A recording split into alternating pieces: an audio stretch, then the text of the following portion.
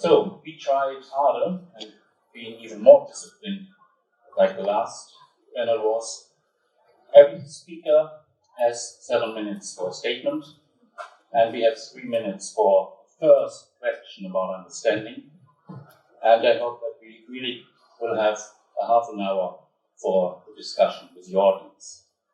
I just want to say one point in before about financing and feasibility of financing UBI.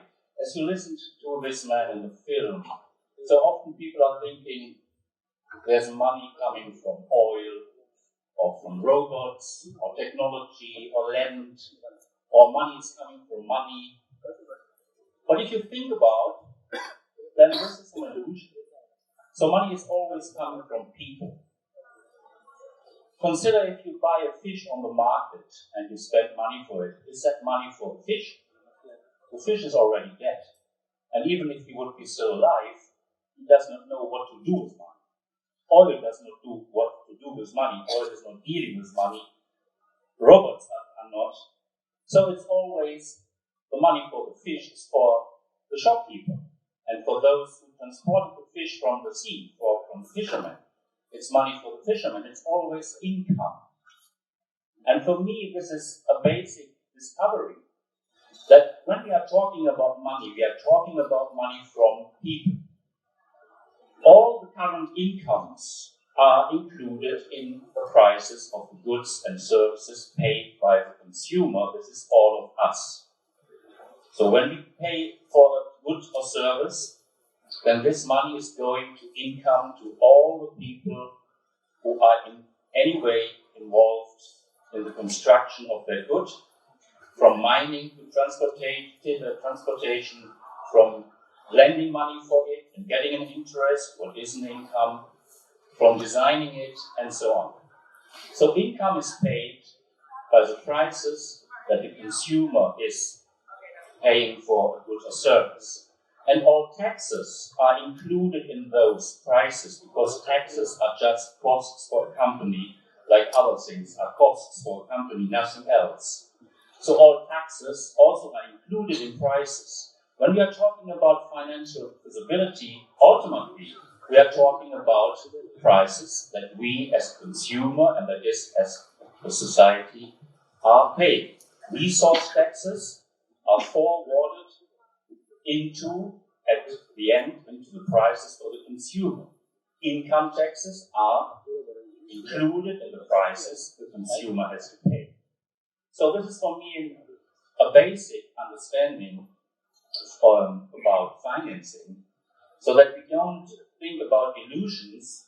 Technology can pay it, robots can pay it, or whatever can pay it. Nobody is paying it but the people. And finally, the consumers are. Exception is creation of money. But all the other methods are forwarded taxes and fees are forwarded into the prices of the consumer. And today, all incomes are financed by the money we are spending for goods and services, and that should be the same and will be the same relatively for basic. So this is a short basic that is important for me, and I share it with you. And I hope we will have some clear ideas today about different models and core thoughts about how to finance. And I would like to start with Ute Fischer, professor from the Dortmund University of Applied Science and Arts. So please, Ute, start.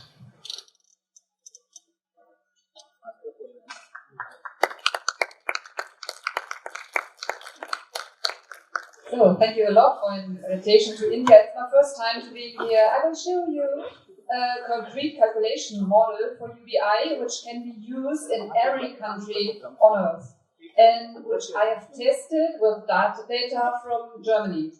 It is called the transfer limit model, and it is based on the social dividend, not to be confused with a negative income tax. Professor Helmut Pelzer from the German city Ulm created it in the early 1980s. As we met in the first time in the year 2003, he asked me to assist him in developing the model further on, and feeding it with data from Germany. The driving motive of my cooperation was to make sure for myself whether this exciting idea of UBI could really be funded or whether it was only a pipe dream.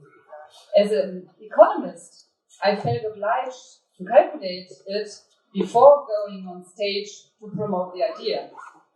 And relax, thinking about mathematical and formal subjects is not as strenuous and boring as some of you may assume. We'll see. Now I show you the model step by step using simplifying pictures and seem to be a little bit old-fashioned. I'm using a whiteboard. So that is a diagram most of you may know, and I fill in the income line,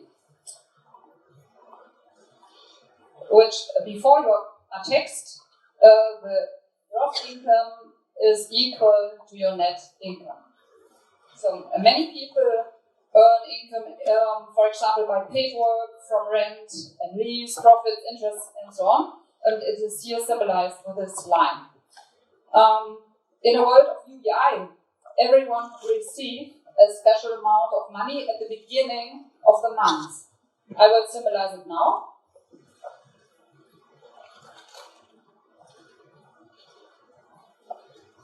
This bar is symbolizing UBI, which everyone gets at the beginning of the month.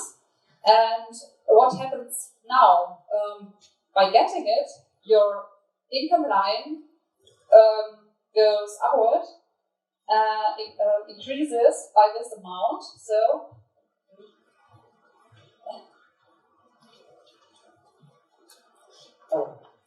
that's it.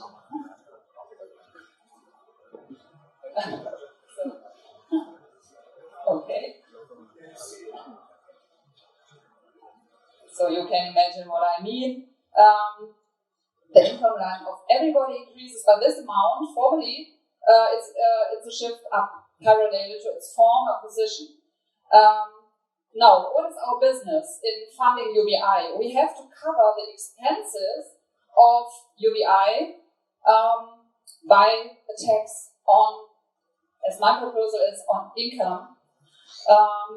We don't tax UBI, of course, but the first earned rupee or euro or dollar we earn by paid work, for example.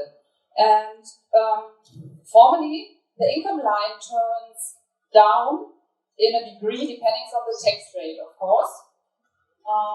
It looks like this.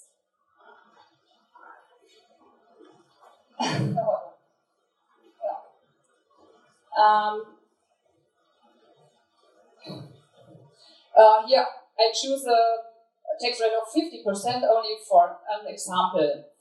And now you see a very important point in the diagram. It is this one. And we call it the transfer limit. What does it mean? It is that point where the amount of tax is equal to the amount of UBI. You pay as much tax as you receive. So in sum, you don't keep any money from UBI at the end of the month when the taxman sets the tax of the earned money against UBI. I give you an example. In Germany, we calculated in the year 2003 with an UBI of, for example, 800 euros. That was at that time nearly the poverty line. So we have 800 euro, and with a taxation of 50%, as I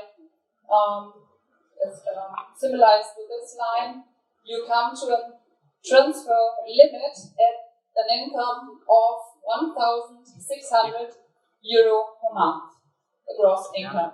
At this income height, your tax is about 800 euro, and the UBI was 800 euro, and so you have nothing left.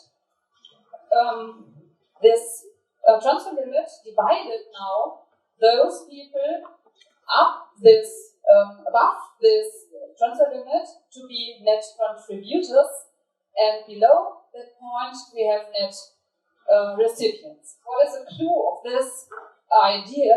You see that if we ask oneself how could UBI be funded, that it's not the high amount of 1 trillion euros, but only this little triangle is to be funded, because all the rest is financed or funded by the contributions of those who earn money additionally.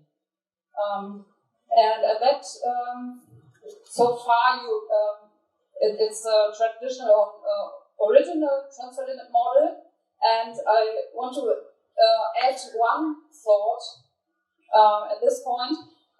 Mr. Pelzer created this idea, and when he discussed it in public discussions, the opponents' critics were that there won't be enough acceptance, especially of the net contributors, when we ask ourselves how to implement such a model. And so Mr. Pelzer decided to reduce that part of the tax which the contributors ought to pay. And in accordance with this idea, or with this assumption, he modified the model towards a more friendly view on the net contributors. At the transfer limit, at this point, dividing the net contributors from the net recipients, he decided to put a more lower tax and to diminish the tax as strong as possible. So that we have the 50% taxation only for the net recipients, and the rest, up above this point, the taxation was diminished as strong as possible. And that idea we put in an algorithm to calculate it with concrete data from the German so-called income and consumption survey, and get some concrete results how to fund and finance UBI in our country to that time the data work from. I don't give you my algorithm, but I'm very proud of it, but only the conclusion I will meant. For me, this result was enough to cool down and think we can afford a UBI, especially in Germany, and we can implement it, for example, with the help of such model. Thank you. So, may I ask you, I think some people are stupid like me, and for those I try to ask you. So first, this line is income.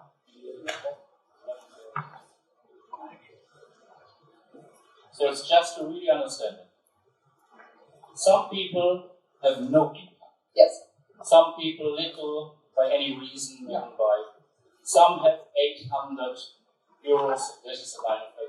Some have much more. Yeah. So this is the income line. In real, it is a little bit more flat because there are more people with less income, but that's not the point. Mm-hmm. So then everybody receives 800 euros as unconditional cash. Yes. At the beginning of the month. In the beginning of the month. By this, you can say, okay, this is in addition. So the line of the income of the people is going parallel to this, but is more. It's 800 more. Yes. This is for everyone. For everyone. Yeah. So now, the taxation is 50%. Mm-hmm. So that is this line. Yeah. This is a line of 50%. And at that point, people who earn 800 euros and get 800 euros basic income pay 50% of 1,600 euros. That is 800 euros. So they receive the basic income, but they pay the same amount for taxes for the basic income. At the end of the month. At the end of the month. Okay. So that means they receive the same amount as they paid for. Yeah. Above that, so people who earn more, and this line is continuing, you see, they will pay more and more, 50%. So if you earn 10,000 euros, you will pay 5,000 euros taxes, 50%, and receive 800. That's a bad deal, isn't it? So, and by that reason, you say, no, this is not going by 50% longer on. From that from that tax limit point, the taxes are lower. So that those people who earn more does not have the feeling to spend all the money for the basic income. Is it right? Yes, Is right. that to understand? Has everybody got it? Yeah, good. Okay, Ute, thank you very much. It is much more about it, but I asked Ute to make it really short. So, but that is a model, it's a German model from, what again was the name? Helmut Pelzer and Pelzer and you and people who are working. So,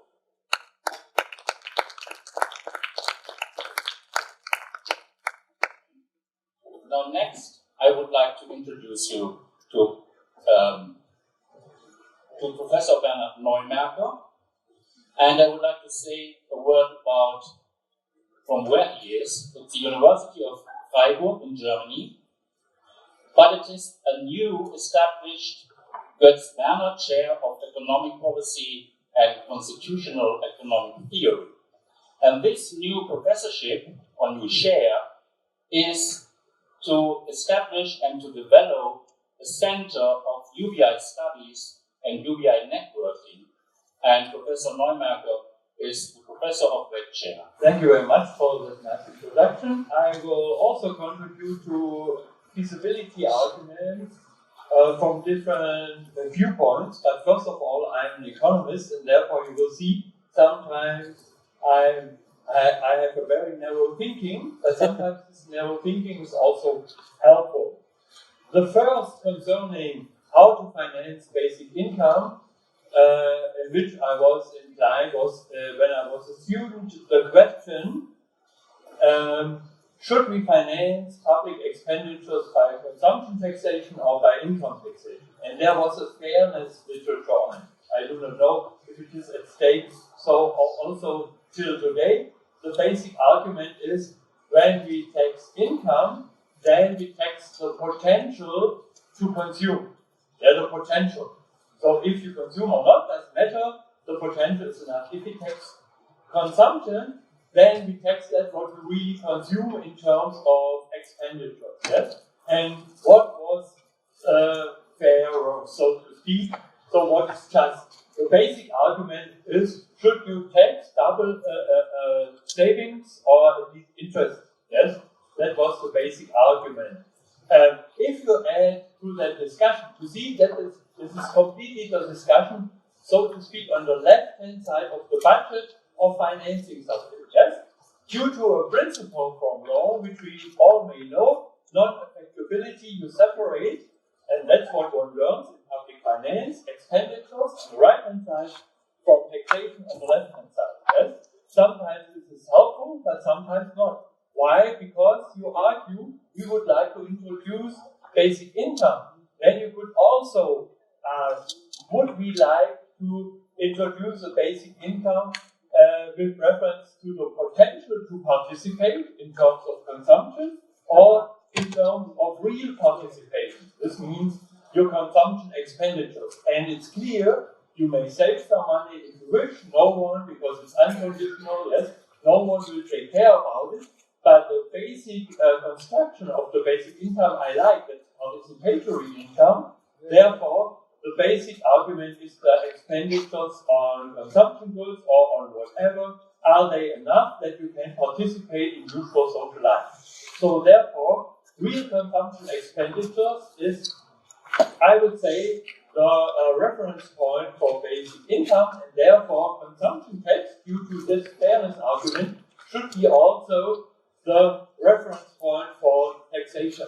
Yes, because you look at real expenditures and not at the potential. So it's a little bit different from the argument that Schmidt mentioned, yes, but you can add it from all fairness points. The second argument, I think in India you may know this, because as far as I remember, in the 1960s in India, Nicholas Calder from Great Britain and others had the idea of a direct expenditure tax, yes? Not indirect income taxation, but direct expenditure tax. There was, and we had it later in Europe with Croatia, also the idea that you extract from income, you extract from it the savings and as well as the interest payments, yes, and then all the other things are by definition consumption expenditures. The problem is with such a direct taxation, it's even more complicated than an income tax, yes?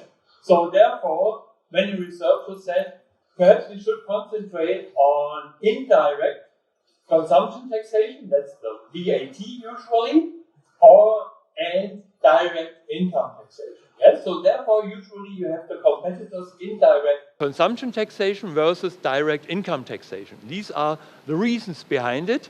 Yeah, and now I will show, because I'm an economist, that not only the idea that you tax consumption indirectly is perhaps better, but also with reference to that, what economists like, or what good economists have to do, is to give an introduction.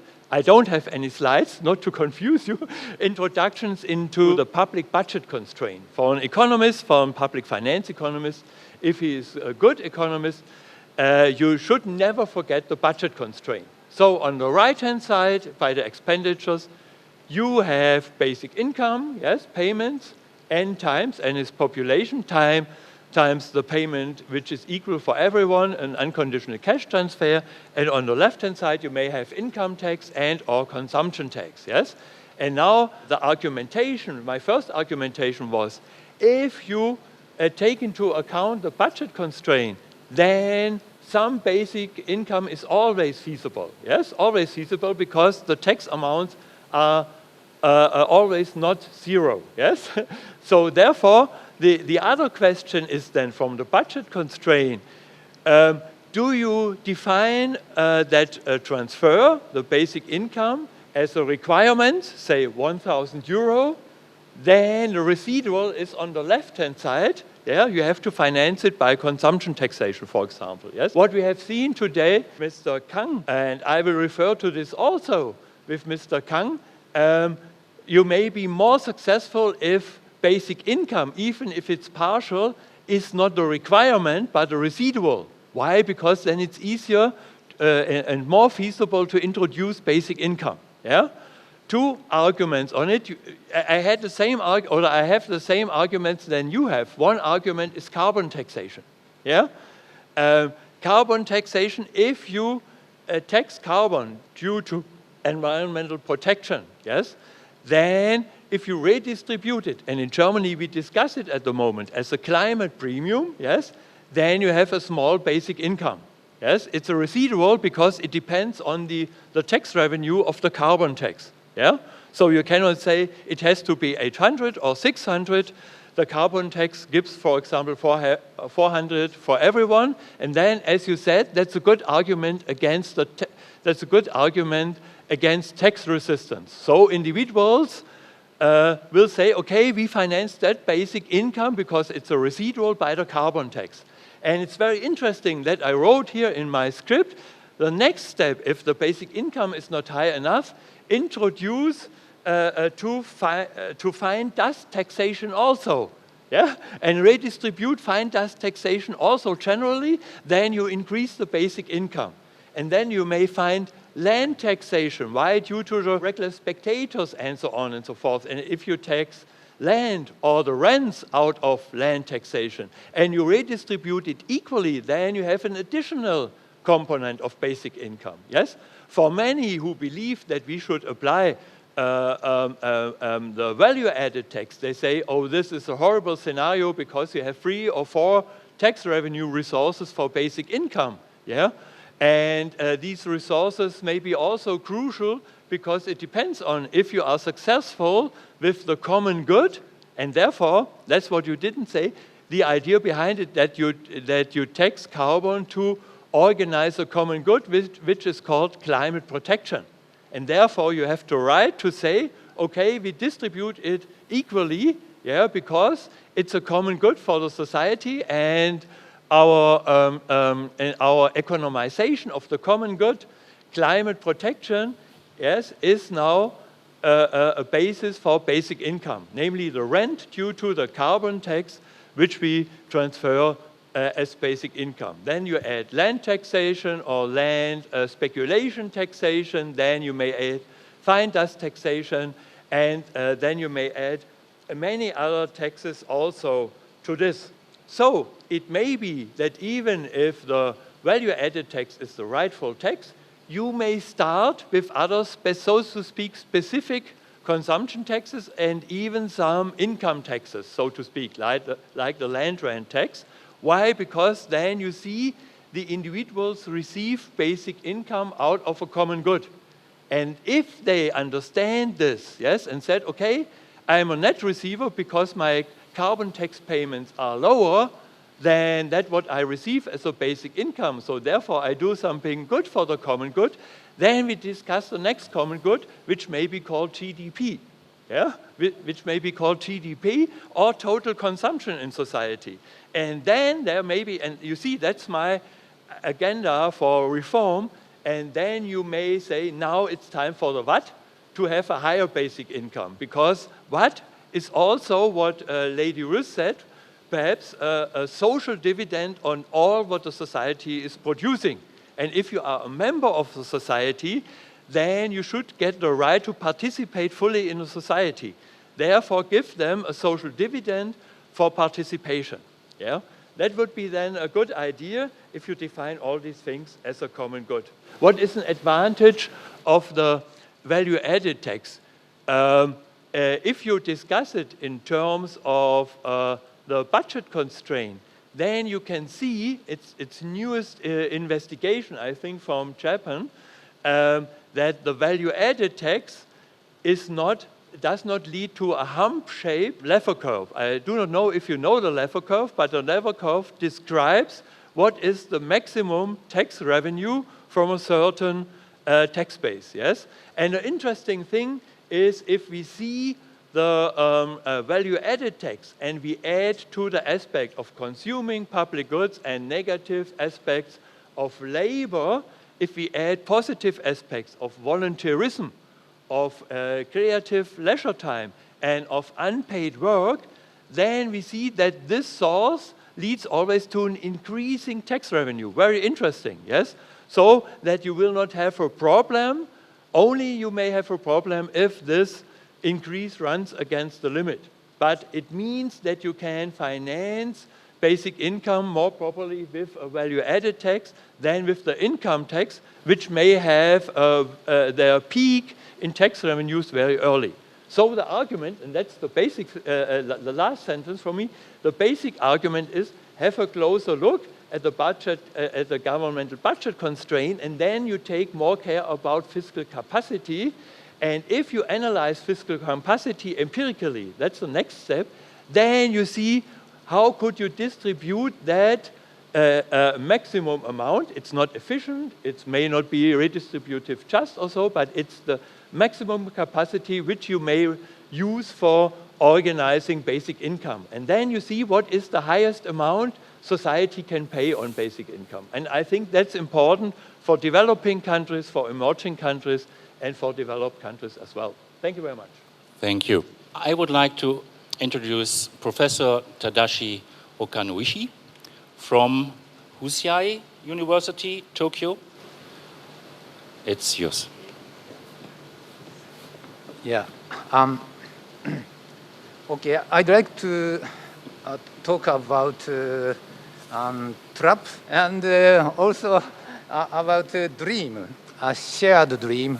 I mean, critical dream. If you come to Japan, you should be very careful. If you walk in the mountain area, then we have a lot of traps.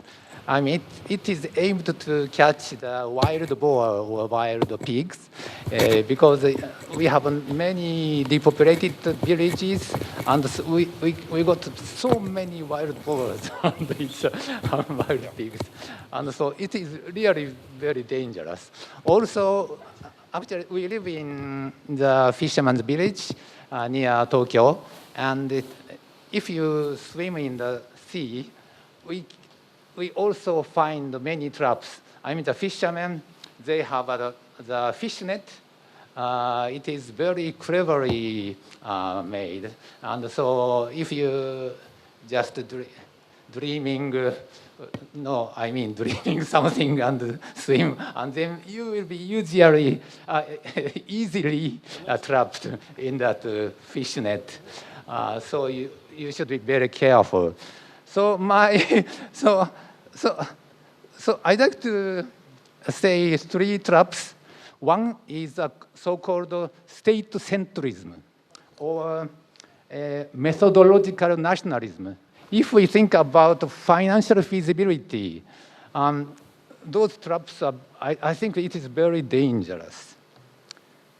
And the second one is justice, about justice, redistributive justice. In the morning session, almost all the philosophers are talking about, I think, the Aristotelian redistributive justice. But I think it is a kind of trap.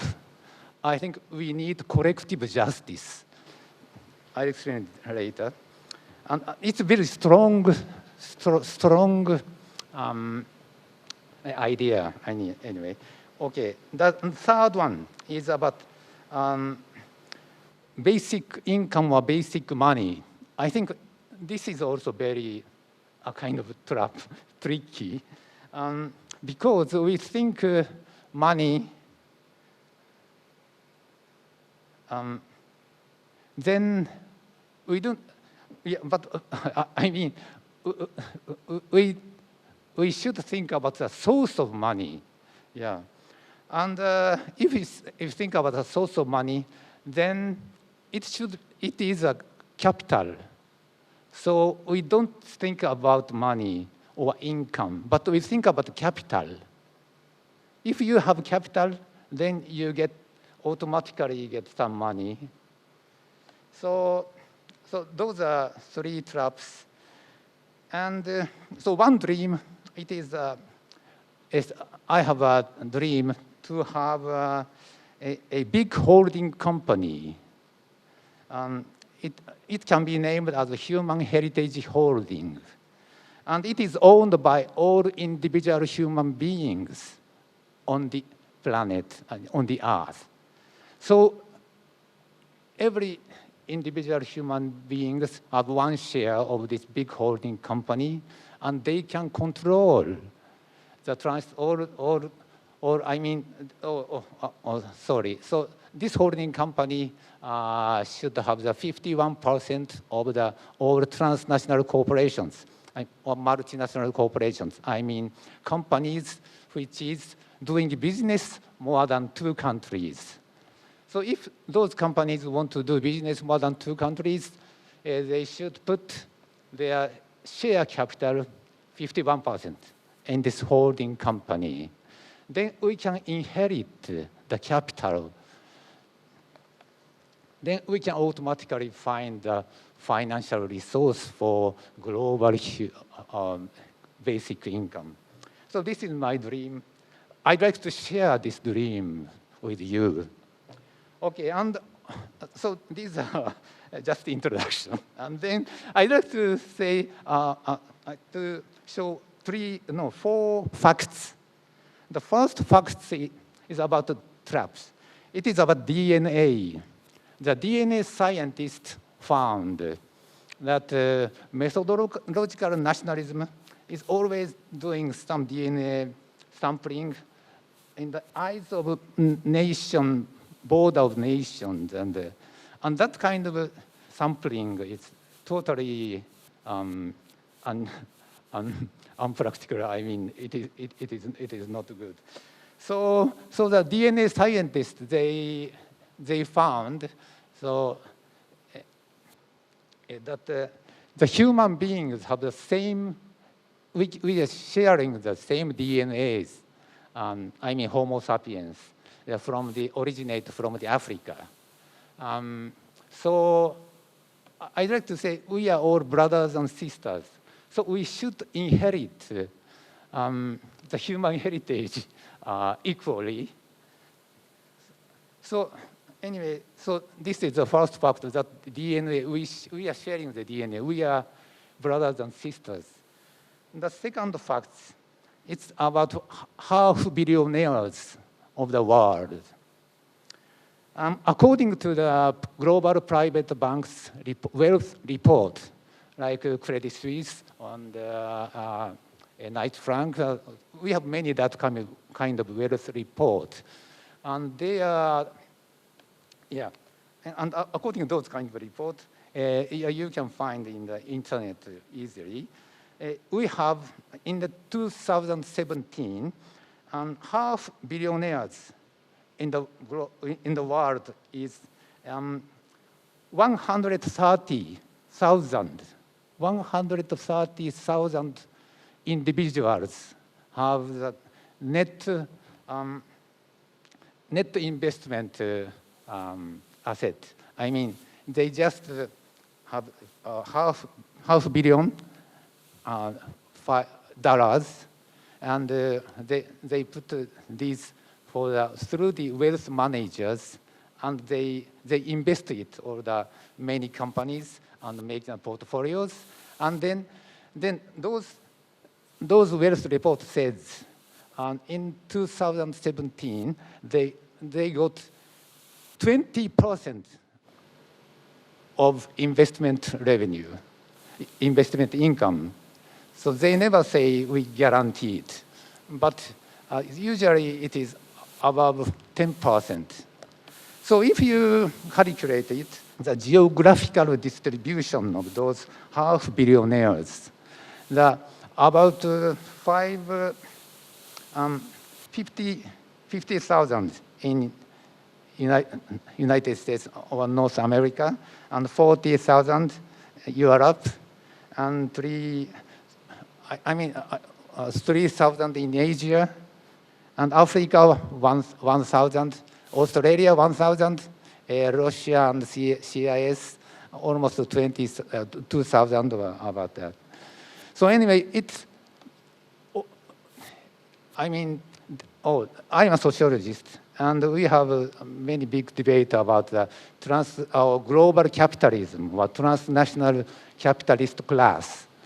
So they've been doing many researches about interlocking directorate.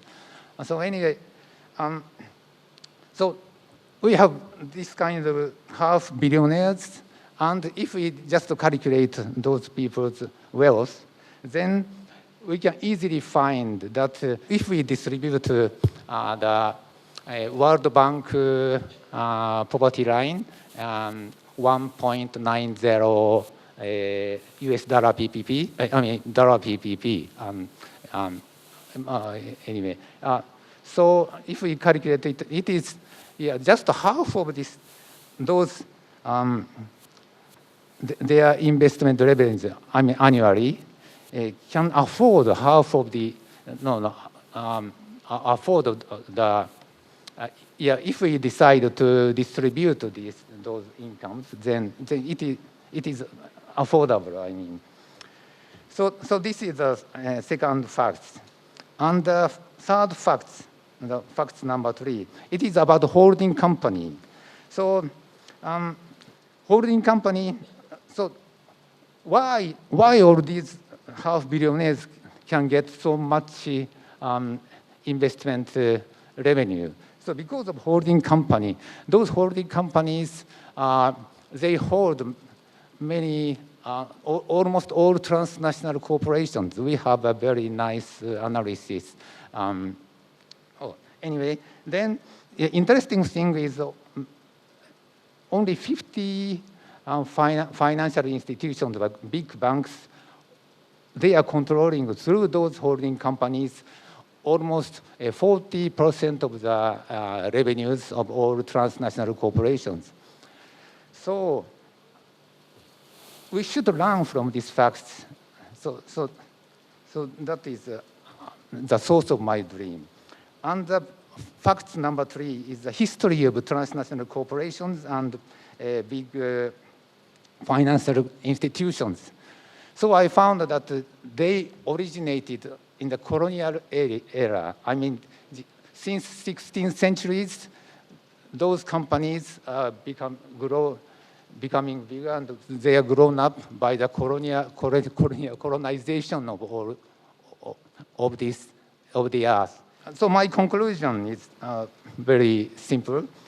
So we need to share the wealth of nations are now in the form of share capital of transnational corporations. So if we can transfer those capitals I first said, then we can control all global economies. Yeah. So and to do this, we need the second decolonization movement. And I mean, the colonialism is not only for the colonized countries like India, but also in England, they have a kind of colonization, the so-called primitive accumulation of capitalism. Since the 16th century, they have a... So we should have a Me Too movement. Yeah. I am a victim of colonialism. So the Me Too, and then the global social movement, like Me Too movement, will become a big global social movement, and to transfer the human heritage to the hands of all individuals of the world. Thank you very much. Thank you, Tadashi. Paul Harnett from Basic Income Global, World Basic Income. Hi, everybody. Well done for sticking it out. You are the diehards. If you look at your program, on the back, it says, a better world is possible. And that's something I'm hoping to bring you with this presentation, a vision of that better world. But I also want to start by saying we live in extremely dangerous times. And I don't just mean politically, I also mean from the point of view of the climate.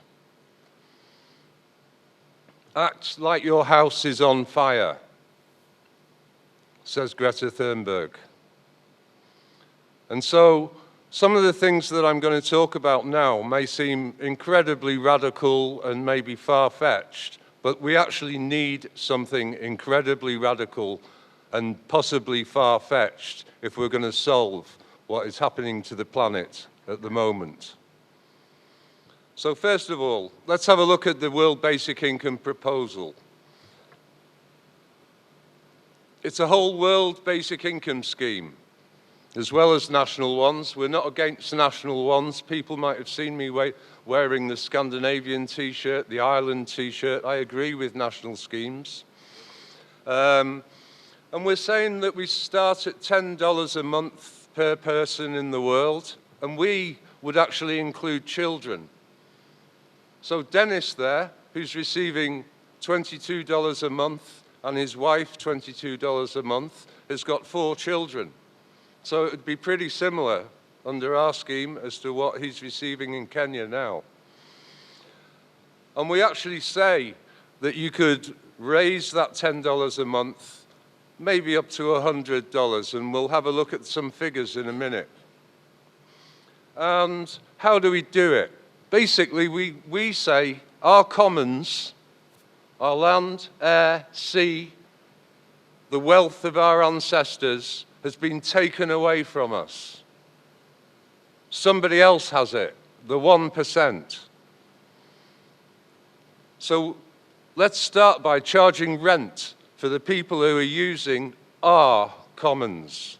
And let's do it at the global level. This is a slide I use in my country. I live in the UK. I've got an Irish passport, or maybe in presentations in the United States. But luckily in India, you know that a small amount, we've seen in Madhya Pradesh, a small amount can go a long way. We've got examples here from Brazil, Bolsa Familia, and also the Indian examples. And in Namibia, it was just $7 a month. That's how much was given out, and the impact was huge. How could we fund a world basic income of $10 per person per month? Well, Taishi is a friend. He's thinking along the same lines. We don't mind, yeah, let's have a holding company with 51% shares that go to basic income. Just take it from the billionaires. Let's have 100% tax on any wealth over 1 billion. Start there. You'll raise trillions. But okay, I'm an economist. I'll go down the tax road. I don't have to. We all know that there's enough resources and enough people on this planet that we can all provide everyone with enough food, with shelter, with education, and with some health. We know that instinctively. We just get confused by all of these taxes and numbers and I don't know what. But if we're going to go for a world basic income of $10, we need about $1 trillion. That sounds like a lot. It's not. That's the wealth of 1 or 2 of the richest people in the world. So, okay, we need to capture and redistribute 1.1% of global GDP. Where I live in the UK, the government captures and redistributes 33.3% of national GDP. So it's not a big problem. I'm not going to go through this whole table, but we've done the sums. And we've done them very conservatively as well with a small c. We've got the funding streams on the left in yellow. We've got a carbon dividend. We've got aviation fees. We've got ocean revenues, whether that's ocean mining or fishing. We've got financial transaction taxes. We've got digital tax. Let's not forget the 5 biggest companies in the world: Amazon, Google, Facebook, Microsoft, Apple. Why are they the 5 biggest richest companies in the world by market capitalization? Because they have the data that we co-created. That's why. Why should they have that for nothing? They should be taxed. In fact, I also think that they should put that data out for all of us to use, so that we can all use it in a reasonable manner, not just for profit. Similar with intellectual property. I mean, people are still making money out of Mickey Mouse. Walt Disney died, I don't know how long ago. It's true, still copyrighted.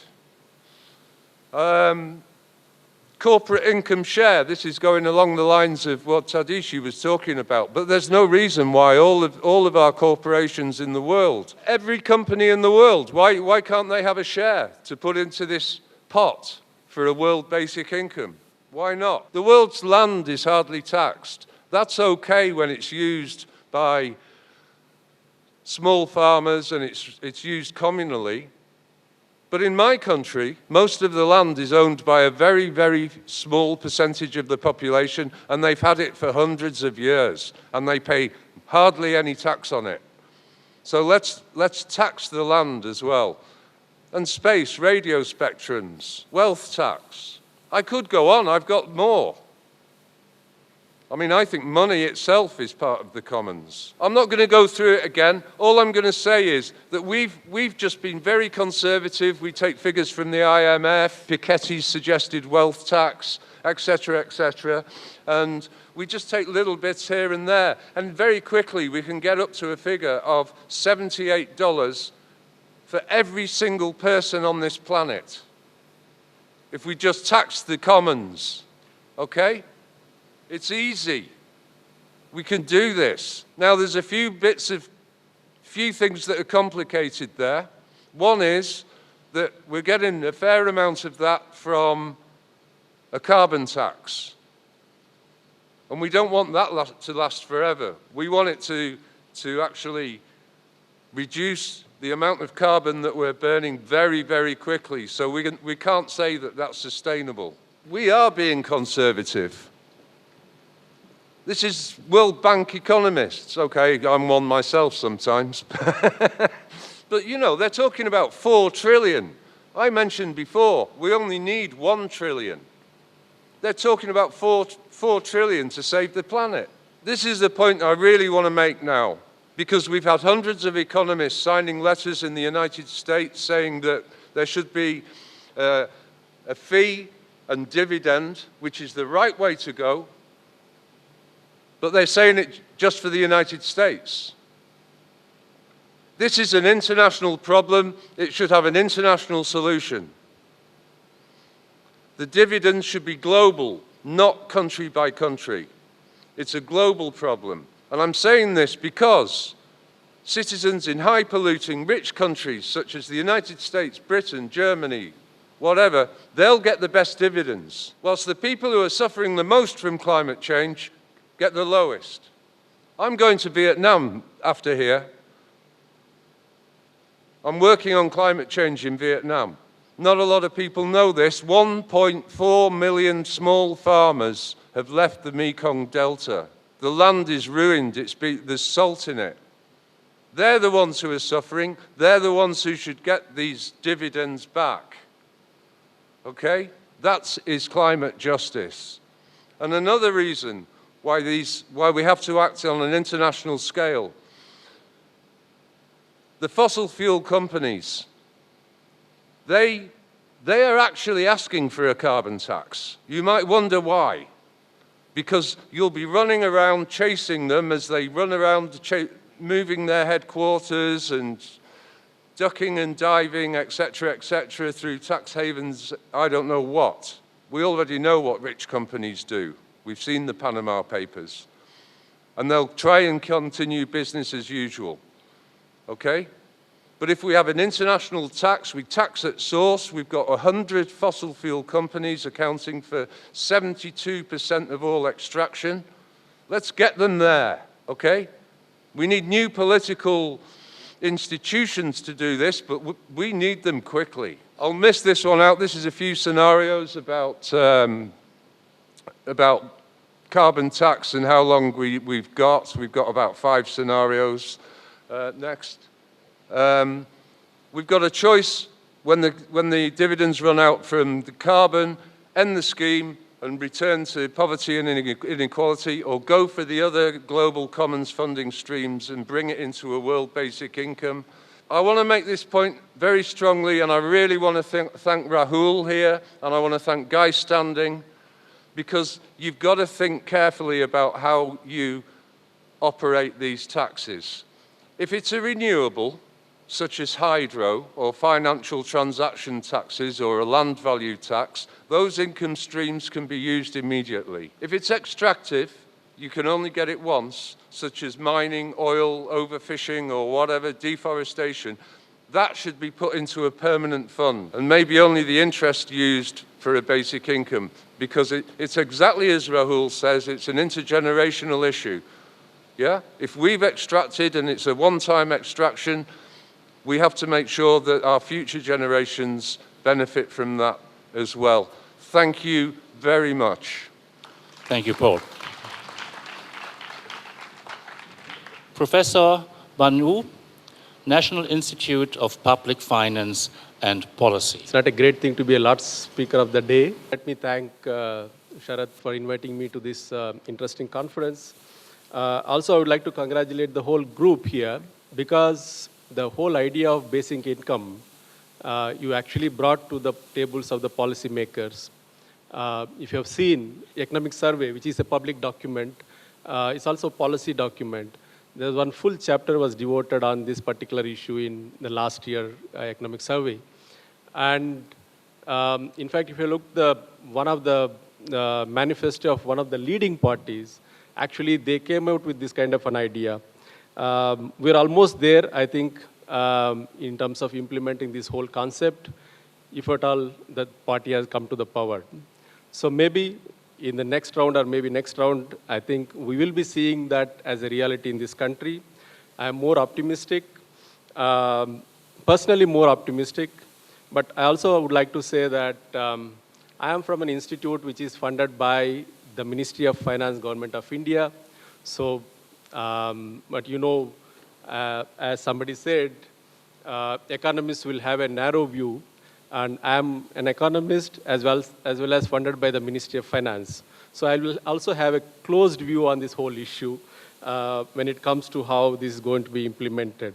So I'm looking at the issues in terms of how we are going to implement, particularly from the fiscal side. Following the work done by Sharath and others, there were some discussions on what would be the fiscal cost on implementing the UBI in this country. As economists are very fond of these numbers, there are at least 3 or 4 estimates that is, floated in the policy circles in terms of implementation and the cost of implementation. And it actually ranges between 4% of GDP to almost 10% of GDP. So I was also trying to do some estimations to put one more number to these already existing things. In fact, my own numbers comes to something like 6.2%, which I will write it sometime later. Now, the question of how we can finance this fiscal cost. Again, the studies that have been presented here, in fact, they raise some of the issues like the kind of expenditure that India is making right now, especially the kind of subsidies that is being given. And most of the studies are actually quote the study done by my institute. Initially, I was part of this, but then I tried to do it for some other subnational governments as well. The talk about, discontinuation of non-merit subsidies. Now, in Indian context, our institute studied and showed that the non-merit subsidy in India is almost 6% of GDP in 2011-12 estimations.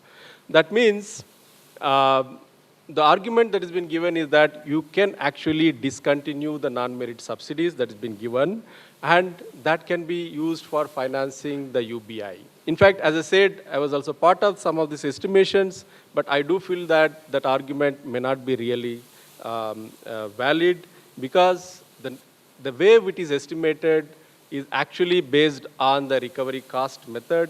Now, if you talk about non-merit, higher education is a non-merit good. Now, if you talk about returns from the non-merit good like higher education, I think that is not the way one should really look at.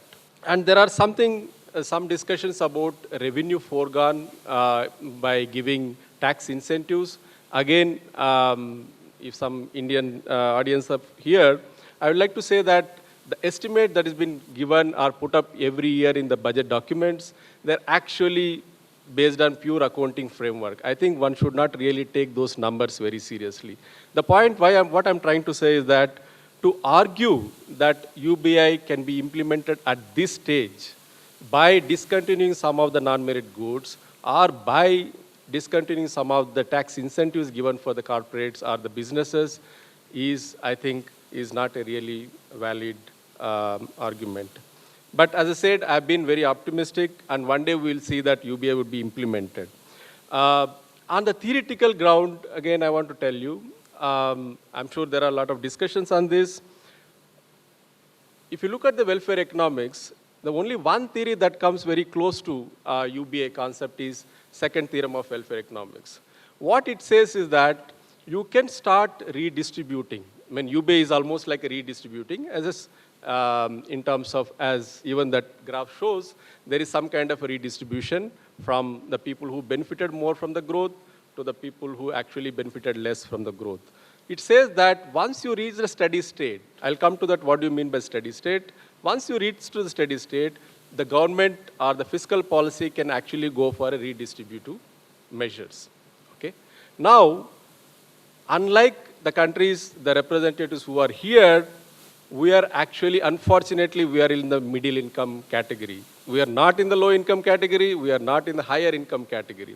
We are actually in the situation where we are actually seeing kind of a takeoff in the overall growth process. We are actually not there to say that we reach the steady state, we can go for redistribution. Now, let me come to what kind of fiscal policies that we can talk right now. Now, again, as many of you know, India also has been forced to go for fiscal rules. Okay, we have something called, it's basically as per the constitution, you cannot have the fiscal deficit more than 3%. Okay, and that is the constitutional prerogative, and we need to have. And the reason for that is that by sticking to the fiscal the fiscal deficit of 3%, you will actually generate more resources for private investments. Then actually you lead to it will lead to actually higher growth rates, and that's how we are supposed to be reaching to the steady state path. In this kind of a situation, now my sincere feeling is that, my sincere argument is that right now I think India actually should need to focus more on achieving the, what is that called, steady state growth rate, whatever that it may be, and then we can start thinking about redistribution policies. As it is, we have many policy measures that actually focuses on the poor or downtrodden kind of people. In fact, the study that has been shown by Madhya Pradesh, I think Madhya Pradesh is a classic example where many of the social sector programs have actually implemented much better fashion. Those who are doing this study, I would urge, I think they should also go to districts like Dindori. It's a tribal district. We talk about so many things in terms of, I know Sharath is doing a lot of work on Madhya Pradesh. We have gone to places like Dindori. The kind of connectivity that you talk about when you want to implement this kind of schemes at a larger scale, it's not at all existing in that kind of places. You don't get mobile phones, doesn't work in that areas. I think there are a lot of issues, and for all these things, I think what is required is we actually need to have a higher growth path over a period of at least, I'm sure if you stay in India for 2-3 days, you will see the kind of aspirations Indians have. And I think we need to grow at 8 to 10% at least for 25 to 30 years before we reach the steady state path. Otherwise, before we reach the steady state path, if you start implementing this, I'm afraid that we might get into a situation where we will have something called middle income trap. Okay? So, and one last point I want to tell you, related to this, is that I think what is important right now is the sequencing issue. What is that first we need to achieve, and then we can decide about where we implement this UBI. I think for us, it is important for us to grow faster. That is first. Then second, it is very important for us to reduce the deficit on the social sector. Okay? Now, if we cannot implement UBA at the cost of higher education or health sector, in fact, the large gap in terms of allocations in the social sector itself. Okay, so I think the first is achieving the steady state growth. Then second is achieving, reducing the deficit in the social sector. Then we can think of going for, UBI. As I said in the beginning, I'm still optimistic.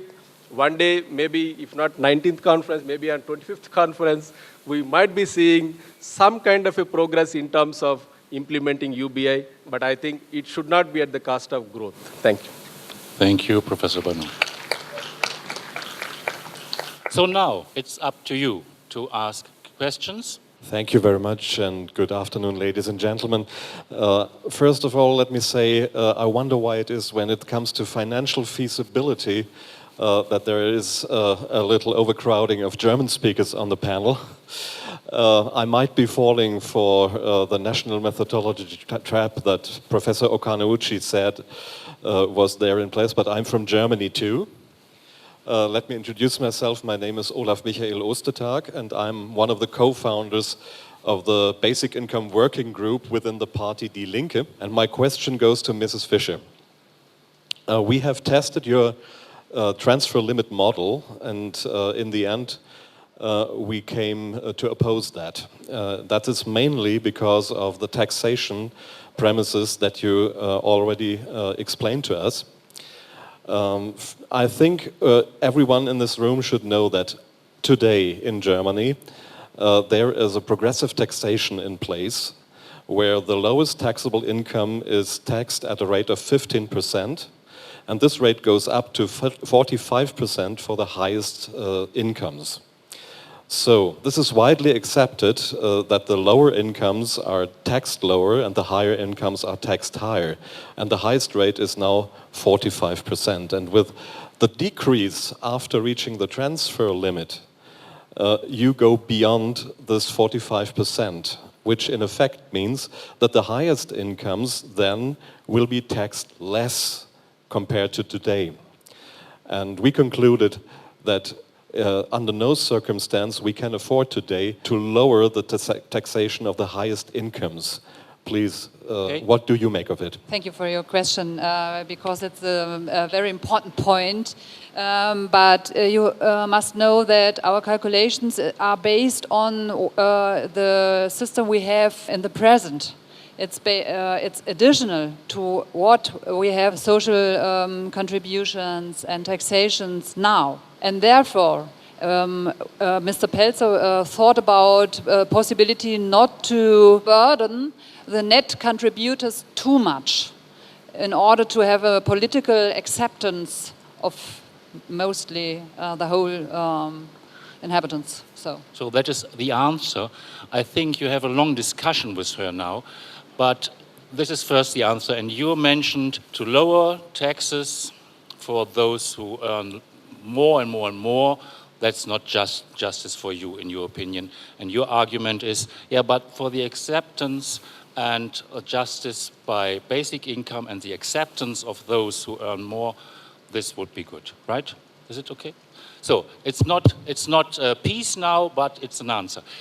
Please. I'm disturbed by taxing income and consumption because companies have very creatively passed it on to consumers. So I think we should tax things which they cannot pass on to the consumer.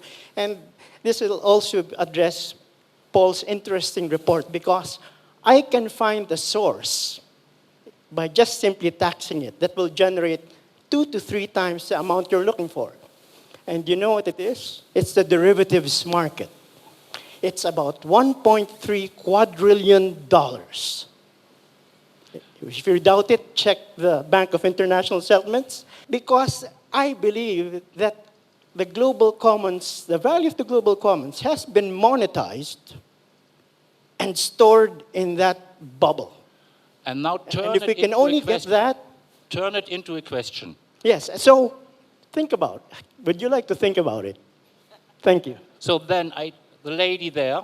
Thanks so much. My name is Liz Fuchsman, and my question is to Ute, to ask Ute. First, a brief correction. I think you colored in the wrong triangle. It's actually the bigger triangle that's beneath the changed line that goes to the transfer limit point, right? That one. Wouldn't it be that larger triangle? This triangle is already paid by the revenues from the taxation of all incomes we have in mind here.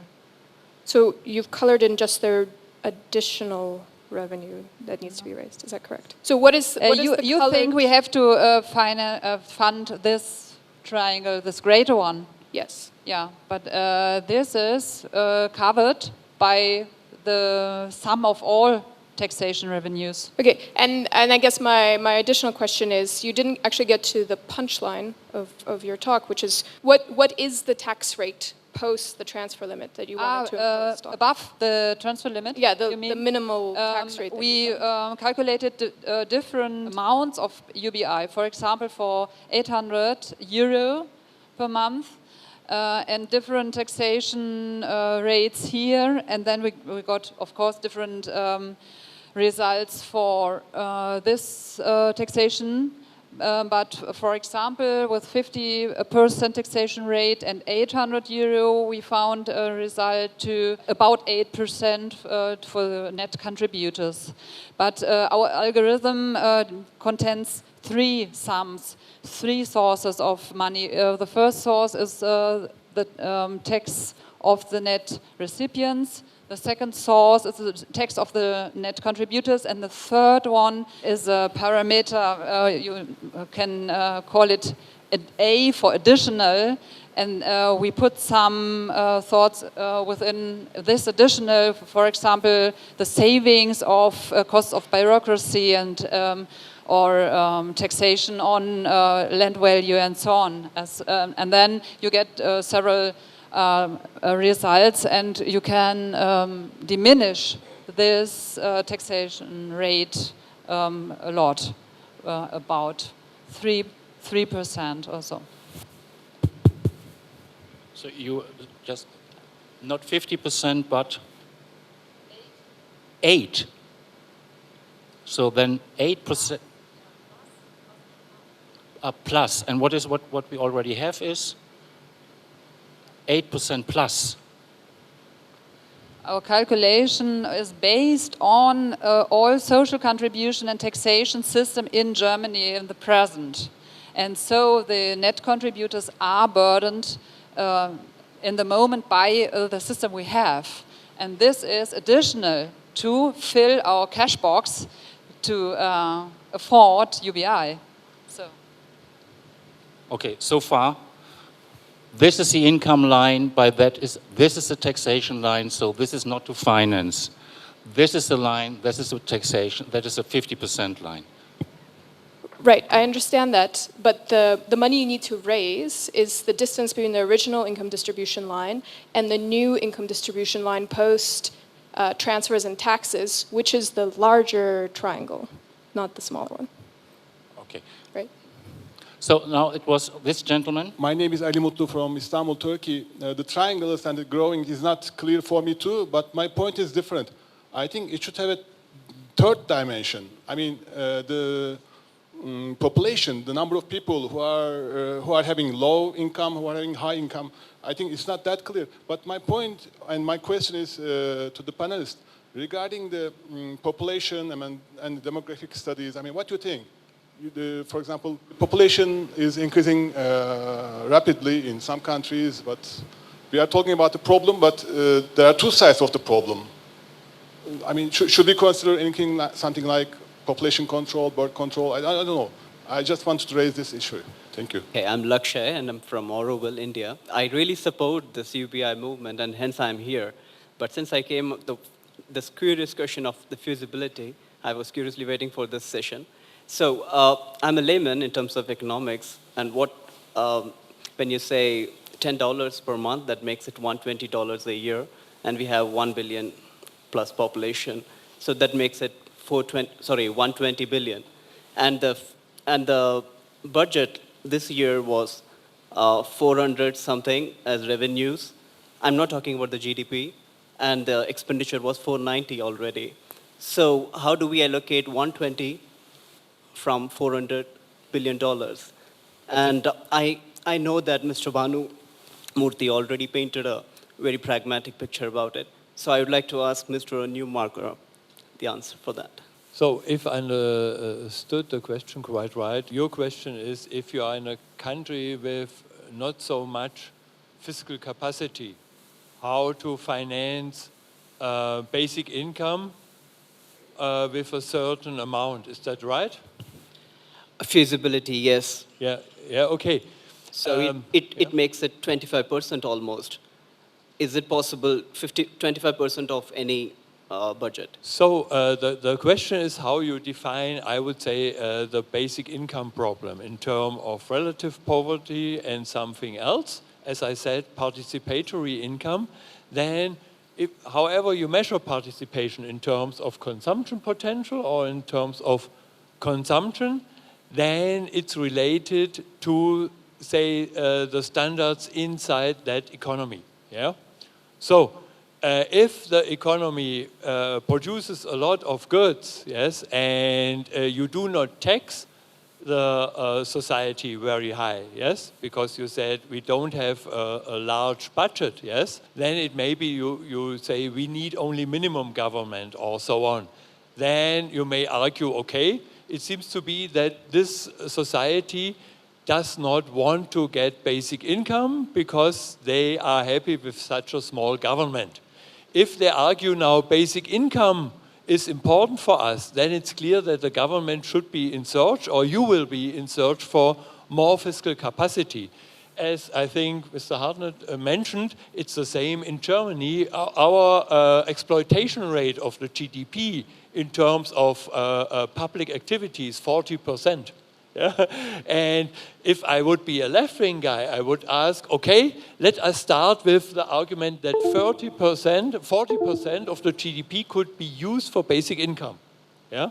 So, and then the question is, should basic income be replaced then by other things like public schooling and so on? So arguing about zero-based budgeting. So I would answer that, what is your real fiscal capacity? When it is really higher, then you may have to increase taxation to come to that value if the society wants it, because the society seemingly have the idea that basic income may solve many problems. If you don't have that, yes, then it may be your small budget be appropriate. I don't think so, that the second thing will be your solution. But I don't think that even in your country that you have exploited your fiscal capacity completely. So be in search for that. That was his question, his argument also. Be in search for fiscal capacity, carbon tax, blah, blah, blah, blah, blah, blah. We may find a lot of tax revenue resources. Okay, Carl. Yeah, my question is for the last speaker, who, if I understood you correct, you said that the poor and suffering of India should wait for 20 or 30 years before getting relief because supposedly the inequality, that fighting inequality directly would be bad for growth. And that idea that fighting inequality was bad for growth, as far as I could tell, was just an unsupported assumption. So my question is, are you prepared to support that, give any evidence for that assumption against what I believe is overwhelming evidence that that assumption is incorrect, that India is the second most unequal country in the world, that inequality is rising in India every year, that inequality is actually higher than it was now under the British Raj, that the wealthy spend a lot of their money on frivolous luxuries and waste great amounts of resources, including on things like defending what they have against the poor, and that we're wasting enormous amounts of talent of the poor in India because instead of educating their children or feeding them decently, they're pressing them into child labor, so they're so poor. And children are very unproductive laborers, and then their talent gets wasted for the rest of their life. You have a basic income. You also create demand for infrastructure in poor communities that is not being done. All of these things are good for growth, and are you prepared to defend this contention that basic income is bad for growth against all of this evidence? Thank you, Carl. That's a very emotional question, I think. I don't want to get into emotions. I need to be very pragmatic. Facts, then. Yeah, I'll come to the facts. A lot of things that you said seems to be incorrect in my view. I don't know which data you have taken to say that inequality is rising, because those who are working on the data here, we can tell you that there is no such data in Indian context. Okay, so I just don't know what number you are taking. So the second thing is, the priority of this in the country, at the moment, is to achieve inclusive growth. When I say inclusive growth, you create opportunities for people to be part of the growth process. And we would like to have a country like all of you have passed that stage. Many of your OECD countries actually passed on the stage. We would like to also pass that stage before we become a compensatory state. We would like to have something called developmental state right now, rather than getting into doles and compensation.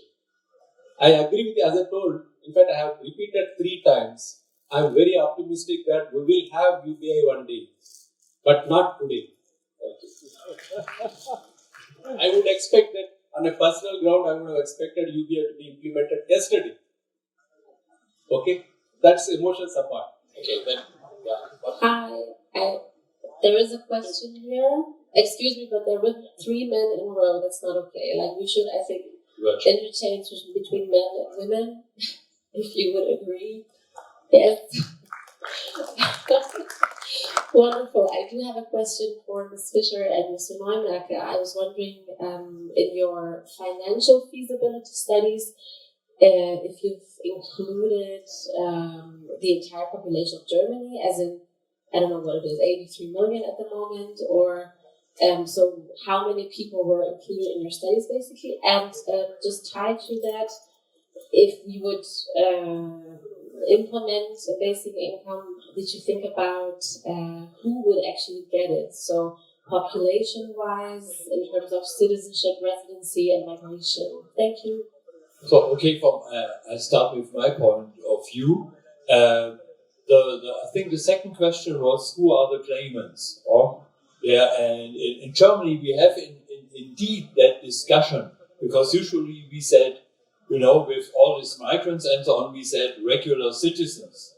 And there's another approach who said all inhabitants, yes, who live in Germany at least 5 years and didn't become criminals also, or showed that they can contribute to the society in some way, it doesn't matter how. So that is really a big problem or a big issue, yeah, but which I have completely excluded from the fiscal capacity argument. Yeah. So, but let me give you an example, because it's very interesting. In Germany, I said on this Monday, I said, hooray, yes, victory, because the Social Democrats announced not only that they would like to have basic pension, they called it an unconditional basic pension. There, the argument of the claimant is really crucial, because they say only persons who have worked in the labor market, yes, who were active for 35 years, receive that pension. Therefore, you see sometimes that who is entitled with basic income may change tremendously. Therefore, I asked some of these guys in our labor ministry, I asked them, isn't it better 30 or perhaps only 20 years? Yeah? Or could we put it down up to 0 years? Then everyone has a basic pension, and even every child could start to become a pensioner. Yes, that's what they didn't have in mind. Therefore, you see, entitlement is very important, because they had in mind, that was my interpretation, that all the other ones who have not worked 35 years long term, yes, they have to start their pension years later, yeah, to finance the other ones. So sometimes we have, with entitlement, ideas behind it which are more or less against a general basic income, for basic income, even if it's called in that way. And clearly, we should give it to every citizen. That's my argument. And what was your first question? Our calculations were based on all 60 million adults, independent from their status of citizenship or not. But the political discussion has to be lead more differentiated, I think. But the calculations was very simple. I would like to take some of your questions together, and then we have the final statement from the podium.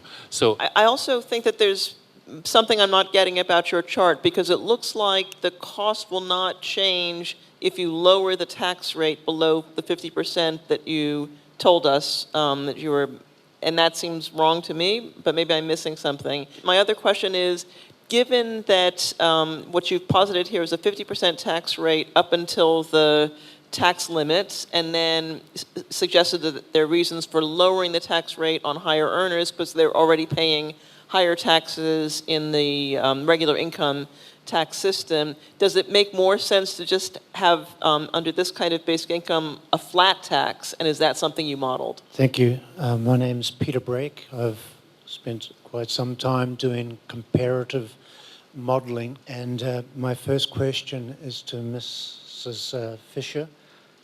In New Zealand, we have statistics that tell us the number of people earning how much income through all of the 60 million in the German case. What percentage of people earn more than the transfer limit or the break-even point? And for Bernard, would you expect a larger percentage of people to be better off with a VAT tax-funded UBI? Second question is to Bernard. Would you expect a larger percentage of people to be better off with a VAT tax-funded UBI, given the answer to the first question? Thank you for the opportunity. I'm Bhaskar Rao. My first question is to Bernardo. You suggested to use the value-added taxes to finance the basic income. I think the direct taxes should be sourced for the redistribution purpose. Otherwise, it will be burden the poor people again if you go by indirect taxes. That is the point. Second is my friend Professor Bhanumurthy. I'm surprised to know the way you understand. My understanding of basic income is different. It is not something dole to be given after fulfilling social development and economic development. To me, it is a tool to reach quick and fast these developments. Your own thesis, I often tell you, the last 25 years economic boom is result of the consumption of top 10% of the people. Whereas if you give the basic income, the consumption levels and demands from the bottom will be, the pyramid of bottom of the pyramid theory will be applied in this way. It will be the fast in the economic development. That is one point. In social development also, it will waste in the social development. Last 40 years, we have been spending so much money on this ICDS. The question is clear? The question is clear? Yes. Okay, please. ICDS, last 50 years, so much money is being pumped. Still, if you take any social indicator, anemia, all this, it is very disturbing. 60% of the women are anemia. It's important to have that question. One last point is related. Not too much. You are spending so much money on the education, but the people are sending their children to the private schools. Where is the money going on? How it is being spent? Thank you. Thank you very much. Sonny Mumbunan, Basic Income Lab at the University of Indonesia. My question is to Paul. Thank you for pinpointing a very important notion regarding scale. You implied that you do not really suggest the national case, and one needs to take into account the global commons. My question is, could you imagine a national or even subnational kind of scale using a global perspective for financing UBI? Thank you. SJ came from Korea. First, simple question to Dr. Fisher. Since there was a question, how many was the number of net contributor? I also want to understand how many, based on 2003 figures, was net recipient. And second question to Paul. For two sources of dividends, I can fully understand for renewable side, but in terms of extractive, considering that there might be an end, or we may just leave our warehouse empty to our next generation, if there is no single drop of oil, if we leave 5 trillion or 100 trillion of fund, what is it worth for the next generation? So how do you think we rather limit the usage of the extractive resources rather than charging it or just making it as part of the fund? Thank you very much. Eduardo Suplicy. My question is related to the film that was projected about Alaska Permanent Fund, and also related to what I believe on the day that we will have a basic income, for example, in Asia, in Africa, in European Union, in the 3 Americas. We will also be in favor of the free movement, not only of capital, goods and services, but what it is more important, human beings. So I have a suggestion. I would like to ask everybody. My suggestion is that we, in our General Assembly of BIAN, that we made a strong statement of BIAN against the construction of wall by Donald Trump, separating the United States from Mexico and all Latin America. From what I understood, this wall will cost more than $50 billion.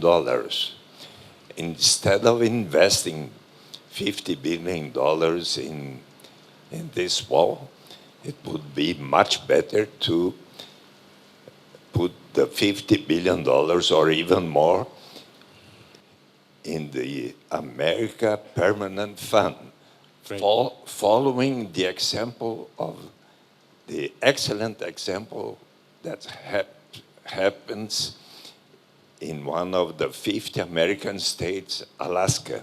Great. And then we should invite all countries to put something like that on. And then with this fund, we would create a basic income to all inhabitants of the 3 Americas. On the day that finish last sentence, on the day that we will have a basic income from Canada to Argentina, we won't have need to build any walls separating our frontiers. That's my proposal to the General Assembly of BIAN. Now that's a question to Donald Trump. We will forward it. He will save money by that, and maybe he's following us. So there was no question to Tadashi, and my question to you is, what could be the first step to go in the direction you propose? So, but now it's a final statement and answer, and please be brief. We are over the time, but now, Ute, we start with you. Almet, I didn't get your question. We'll make it later on, I think. This line derives from Enno's. You are right. It has to be a little bit above, from the transfer limit upwards. So, yeah, you make a little mistake, but it's a detail, I think. How great is the group of the net contributors, you ask several times, and I can't say exactly for the year 2003, but the majority are net contributors. And it's a little lower part net recipients in that example I gave you. In my opinion, the next steps has to be to start with several groups of inhabitants in our country, because the political discussion goes to benefit for children and benefit for the elderly, the pensions. There is a greatest acceptance to pay somewhat like an UBI, and this discussion I would push. I would like to answer your question. As far as I understood it, your question is, would I still choose VAT instead, a UBI VAT finance system instead of NIT flat tax proposal? Is that right? So, round about that. Okay. My argument from the fiscal capacity view, I do not believe in fiscal capacity as a basic principle, but we see that all over the world, fiscal capacity is the problem that many said, oh, it will be difficult to finance and blah, blah, blah. And the interesting effect is, if you put into these models, I haven't shown it here because it is too mathematical, if you put in arguments of voluntarism, of care economy, of creative labor, instead of these models who have only integrated in the lever curve argument, this means the capacity argument, disincentive effect of labor, this means work, yes, and positive effect on consumption, then you can so show that the consumption tax revenue rises over the whole range, yes, nearby 200%, whereas the income tax declines, say, after 40, 35% and so on. In a system where I have only one public expenditure called individual cash transfer. Yes, so the budget is closed. Yeah, so the budget constraint is closed, and then one can show that if you have the choice to finance basic income by some resource, yeah, then the VAT is superior. Why? Because you don't have a problem with the capacity argument. Yes, that's very important. Then you can discuss all the other issues. Yeah, so therefore I prefer VAT. That's a capacity argument. So my final statement is concerning the feasibility question. We have seen, and I think it was during the whole day the case, that there is clearly a tendency towards economizing on common goods. Yes, if VAT as a tax base is the common good of consumption of the society is a different question. I will not interpret it at the moment. Yeah, and it is more the problem, as you said it, from Southern Korea, and we see it also in Germany than in India. And it is a real problem in Great Britain that we have privatized more or less all potential common goods. Yes, therefore the Germans said we don't have any common goods at all, but we have one common good called climate protection. Yes, and if we start with these common goods, or the common good land against reckless protecting land and housing against reckless spectators, that may be also a common good if land is in principle something which should be owned by all. And if we take that serious, then a combination between VAT and the common goods productivity, profits, that may help us and implement basic income. Therefore, I see for the feasibility, these two issues are very important. Consumption taxation and extracting the profits from common goods. And therefore, it may be in Western countries, this is more difficult, that's my last remark, because we have to expropriate these common goods from former privatization. If we do that by common selling back or by real expropriation, as some said, that's a different question. I would not like to answer it now. I cannot help saying that my friends are almost being trapped. So I'm sorry, but I have to say. So what I'm saying is not concentrating on the taxation. We have to target the big capital, I mean tax haven. So if we just concentrate on the national level taxation, our argument will be very much trapped in a small political level. So I think we need a kind of two-story building type of basic income. So the one basic first floor should be the global basic income, and it should be the compensation to colonialism and to all human beings. So we need the international treaty to make that kind of holding company.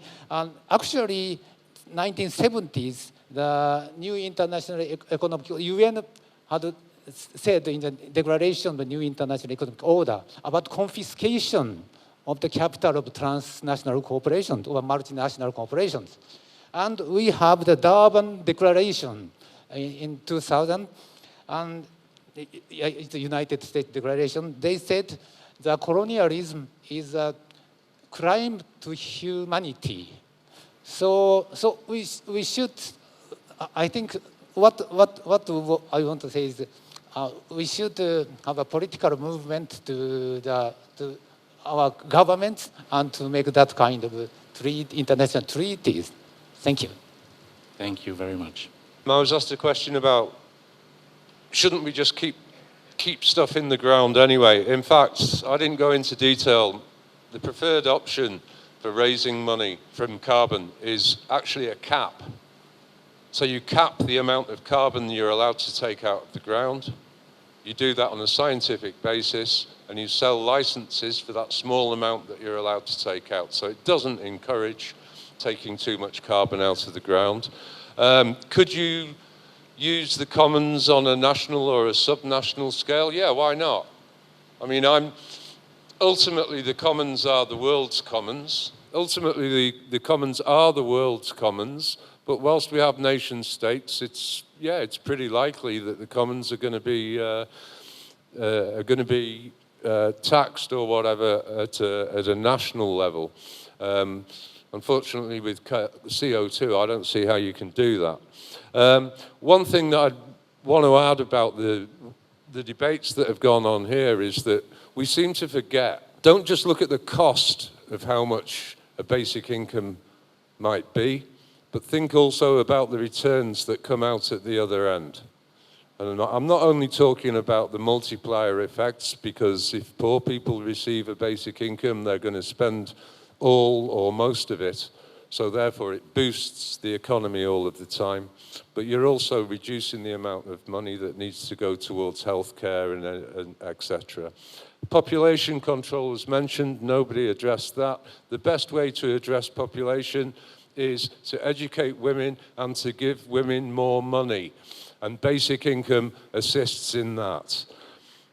I'll stop there. Regarding the GDP issue, yes, we have argued that post-reform growth is largely driven by top people, but that doesn't mean that we should not concentrate on the growth. We need to concentrate on the different level of growth, different types of growth, different character of growth. And for that, we have been arguing that we should go for some kind of structural transformation. That's something different from UBI, all those issues. But in terms of the ICDS, I'm surprised.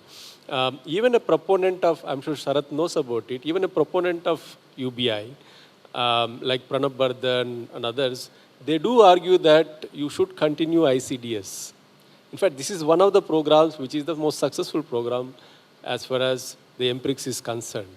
And the one small point I would like to say here is high growth, high social sector expenditure and implementation of UBI, I think there is an impossible trinity there. Thank you very much. Thank you for your listening. I hope that was my intention, that there are some clear thoughts to think about further on by yourself. I hope there was one or two or three that improves the thinking about financing, and my wish is that it is not very complicated, but that it is as easy and as straight on like the idea of an unconditional basic income, because both financing and paying out is together and should have the same impact on society. So thank you very much for all your ideas from the panel, and thank you very much for your questions and listening, and have a good night.